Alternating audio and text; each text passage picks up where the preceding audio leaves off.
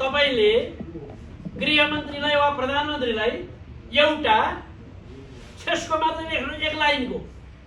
के भने तपाईसँग केही कुरा बुझ्नु पर्ने भयो हुनाले उपस्थित हुनु होला यति लेख्नुहोस् त लौ प्रधानमन्त्रीले लेखेनी हुन्छ गृहमन्त्रीले लेखेनी हुन्छ तर नलेख उसलाई नेपाल सरकारले कारबाही गर्नै सक्दैन अख्तियारलाई कारबाही संसदले मात्र गर्न सक्छ संसदले पनि 2/3 बहुमतले महाभियोग पास गरेर मात्रै गर्न सक्छ यति कुरा त बुझ्नु पर्यो नि सबैले हामीले संविधान बना हामीले संविधान बनाउँदा अख्तियार दुरुपयोग अनुसन्धान आयोगलाई बढी प्रभावकारी र बढी सक्षम र बढी शक्तिशाली बनाएको छौँ त्यसकारणले कि अख्तियारको विरुद्धमा राजनीतिक दलले नारा लाउनु पर्यो राजनीतिक दलले अख्तियार मुर्दाबाद भनेर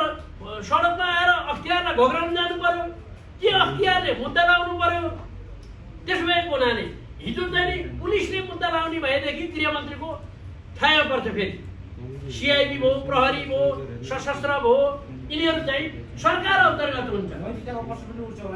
नैतिकता त तपाईँले भनेर मैले भनेर हुने कुरा भएन उसो हुनु पर्यो अर्काले भनेर भएन नैतिकता भने बाध्य हुँदैन त्यसो हो भने अस्ति त्यो